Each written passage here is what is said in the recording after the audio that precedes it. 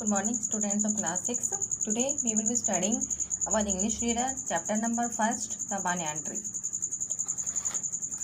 This is a story of a cobra and a mongoose fight, which the writer describes with a flawless theme.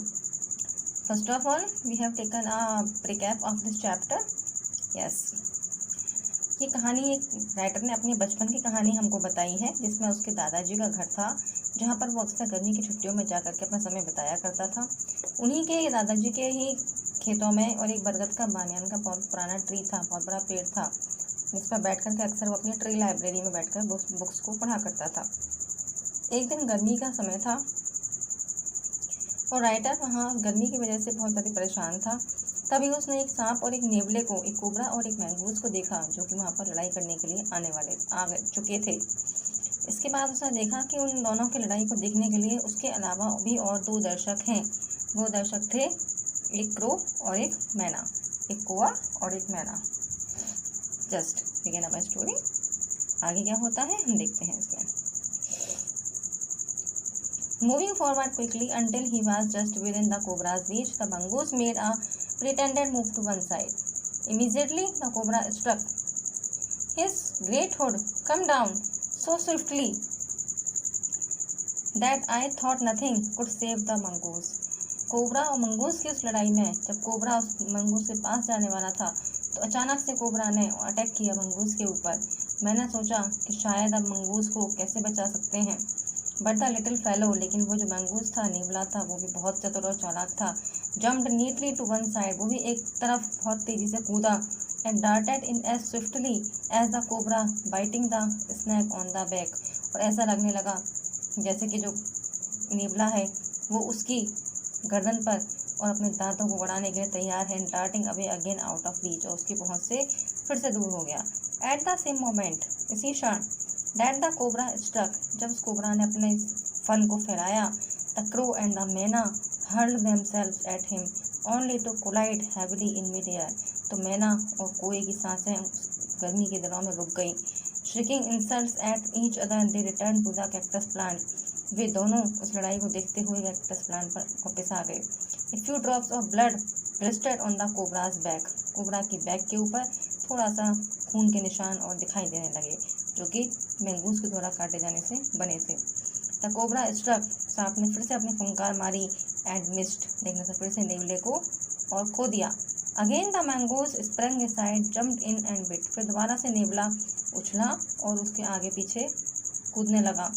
Again the birds dived at the snake, bumped into each other, फिर दोबारा से दोनों पक्षी जो थे वो सांप के फुफकार से डर करके हिलने लगे। And return shrieking to the safety of the cactus, और फिर दोबारा से अपनी सुरक्षा को सुनिश्चित करने के लिए वे कैक्टस के पेड़ पर उड़ करके चले गए। The third round followed the same course, तीसरे बार के राउंड में भी यही हुआ as the first, but with one dramatic difference, बस एक ही नाटकीय अंतर उसमें रहा। वो क्या था? The crow and the myna still determined to take part in the proceedings, वो कौवा और मैना दोनों अभी भी उसी युद्ध को देख रहे थे।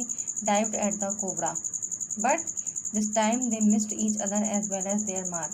The मैना flew on and reached its perch, but the crow tried to pull up in midair and turn back. Crow और मैना दोनों ही उड़ करके कोबरा के पास पहुंचे और उसको मारने का प्रयास करने लगे। In the second that it took the bird to do this, the cobra whipped his head back and struck with great force. उन पक्षियों को देख करके कोबरा था वो और भी अधिक क्रोधित हो गया और उसने बहुत तेजी से, बहुत अधिक शक्ति के साथ में अपने पूंछ को, फन को फड़फड़ाया।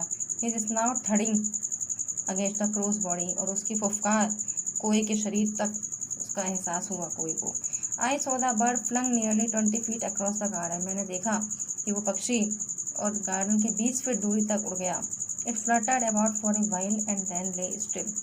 The myna remained on the cactus plant and when the snake and the mongoose return to the fight very wisely decided not to interfere again. तब मैना ने ये सोचा कि जब ये स्नेक और ये मैंगूस दोनों दोबारा से लड़ाई में वापस आएंगे, तब वो किसी प्रकार का इंटरफेयर, किसी प्रकार का व्यवधान लड़ाई में नहीं डालेगी। The cobra was weakening and the mongoose walking fearlessly up to it. Cobra जो था उसकी शक्ति कम होती चली जा रही थी, वो थक रहा था, और मंगूस अभी भी बिना किसी भय के, बिना किसी डर के उसके से युद्ध करने के लिए तैयार था। Raised himself on his short legs, अपने छोटे छोटे पैरों पर खड़ा हुआ था। एंड विद लाइटनिंग स्नैप, और बहुत ही बिजली की गति से, had the big snake by the snout, और उसने बहुत तेजी से कोबरा के ऊपर हमला किया। The cobra withered and lashed about in a frightening manner and even coiled itself about the mongoose but to not avail. उसने कोबरा ने मंगूस को पकड़ने के लिए उसके चारों तरफ अपनी पूंछ का घेरा बनाया, पर वो सब कुछ व्यर्थ रहा। The little fellow hung grimly on until the snake had ceased to struggle. He then smelled along its quivering length, gripping it round the hood and dragged it into the bushes. Cobra जो नेवला जो था, उसने snack को अपने मुंह से पकड़ा और उसे खींचता हुआ झाड़ियों की तरफ ले गया। The myna dropped cautiously to the ground, मैना जो थी वो फिर दोबारा से जमीन पर गिर पड़ी। Hopped about, peered into the bushes from a safe distance, और काफ़ी दूर जाकर के देखने लगी। And then with a shrill cry of congratulation, और फिर जब उसने ये सुनिश्चित कर लिया कि उस स्नैक की मृत्यु हो चुकी है, देन शी फ्लू अवे, तब वो वहाँ से उड़ गई। सो स्टूडेंट्स, इस स्टोरी को लिखा है ग्रेट राइटर रस्किन बॉन्ड ने। Thanks for watching this video.